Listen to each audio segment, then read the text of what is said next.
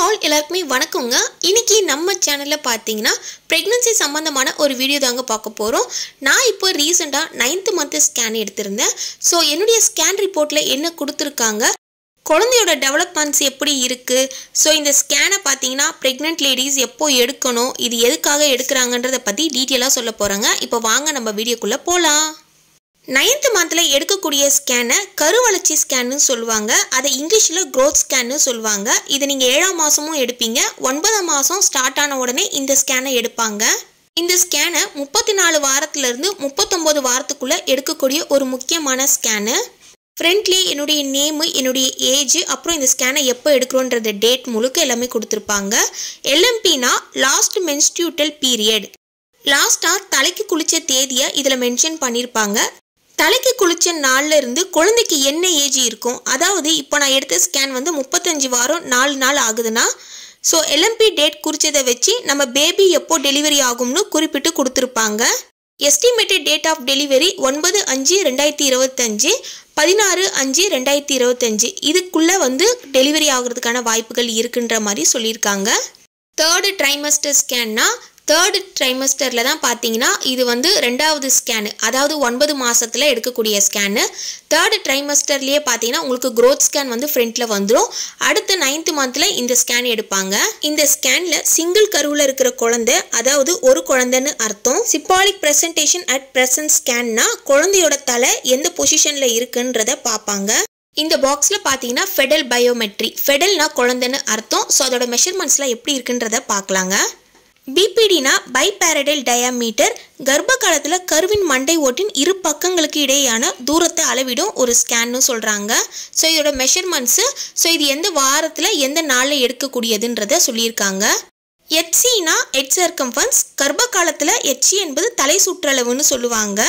ACனா abdominal circumference, வயிற்று சுற்றளவுன்னு சொல்லுவாங்க. வயிற்று பகுதியை சுற்றி உள்ள தூரம் கருவின் வளர்ச்சியை மற்றும் எடையை கணக்கிடுறதுன்னு அர்த்தம். FLனா ஃபெமியூர் லென்த், தொடை எலும்பின் நீளம், கருவோட வளர்ச்சி குழந்தையோட ஆரோக்கியத்தை மதிப்பிடுறதுன்னு அர்த்தங்க. EFWனா எஸ்டிமேட்டல் ஃபெடல் வெயிட், குழந்தையோட வெயிட் எவ்வளோ இருக்குன்னு ஸ்கேன் மூலமாகவே நம்ம தெரிஞ்சுக்கலாம். அதாவது பார்த்தீங்கன்னா 2446 கிராமு. ஸோ 300 கிராம் வந்து ஏறக்குறைய இருக்குன்ற மாதிரி சொல்லியிருக்காங்க. 300 கிராம் வந்து அதிகமாகவும் இருக்கலாம், இல்லைனா 300 கிராம் வந்து குறைவாகவும் இருக்கலான்ற மாதிரி சொல்லியிருக்காங்க. இதில் முக்கியமாக குழந்தையோட ஹார்ட் பீட்டு, அப்புறம் குழந்தையோட வெயிட்டு, குழந்தை என்ன பொசிஷனில் இருக்குது, நஞ்சு கொடி வந்து குழந்தை கழுத்தில் சுற்றி இருக்கா, ஸோ எல்லாத்தையும் வந்து இந்த ஸ்கேனில் பார்ப்பாங்க.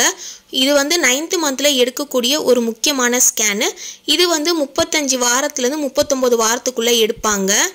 திருப்பியும் பார்த்தீங்கன்னா 37 வாரத்தில் ஒரு ஸ்கேன் எடுப்பேன். அதை பற்றியும் டீட்டெயிலாக நான் சொல்கிறேன்.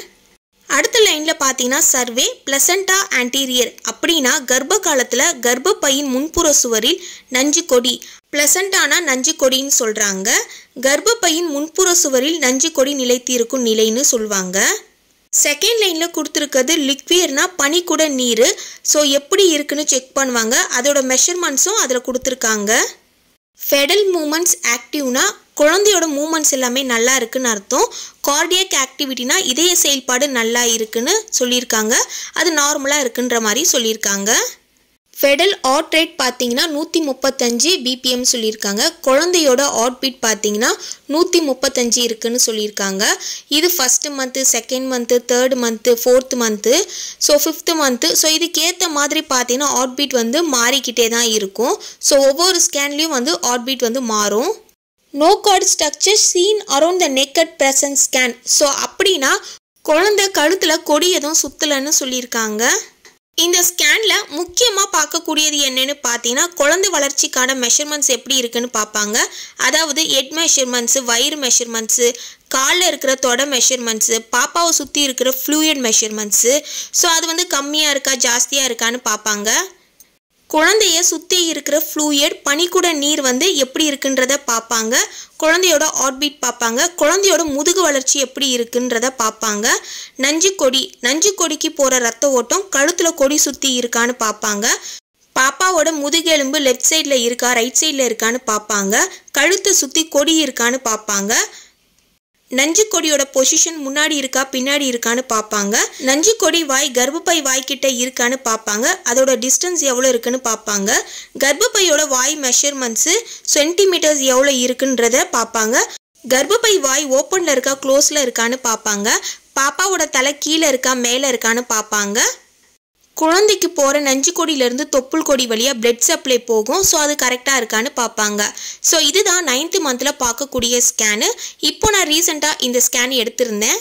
ஸோ அதில் குழந்தையோட டெவலப்மெண்ட்ஸ் எப்படி இருக்குது, ஸோ ஸ்கேனில் என்னென்ன டீட்டெயில்ஸ்லாம் கொடுத்துருக்காங்கன்றதை பற்றி டீட்டெயிலாக சொல்லியிருப்பேன். இந்த ஸ்கேன் எடுக்கும் போதே குழந்தையோட டெவலப்மெண்ட்ஸ் எப்படி இருக்குது, முதுகு, கை, கால், தலை, ஸோ வயிறு சுற்றளவு எல்லாத்தையும் வந்து ஸ்கேனில் எனக்கு காமிச்சாங்க. இந்த ஸ்கேனு 9ஆம் மாதத்தில் எடுக்கக்கூடிய ஒரு முக்கியமான ஸ்கேனு க்ரோத் ஸ்கேன்னு சொல்லுவாங்க, அதாவது கருவளர்ச்சி ஸ்கேனு. இந்த வீடியோவை முழுக்க ப்ரெக்னென்ட் லேடிஸ் பார்ப்பாங்க. ஸோ அவங்களுக்கு என்னுடைய மனமார்ந்த நன்றி. ஸோ இந்த வீடியோவை நிறைய பேருக்கு ஷேர் பண்ணுங்கள், அவங்களுக்கும் யூஸ்ஃபுல்லாக இருக்கும். இந்த மாதிரியான வீடியோ தெரிஞ்சுக்க நம்ம சேனலை சப்ஸ்கிரைப் பண்ணிவிடுங்க. Thank you so much. பாய்.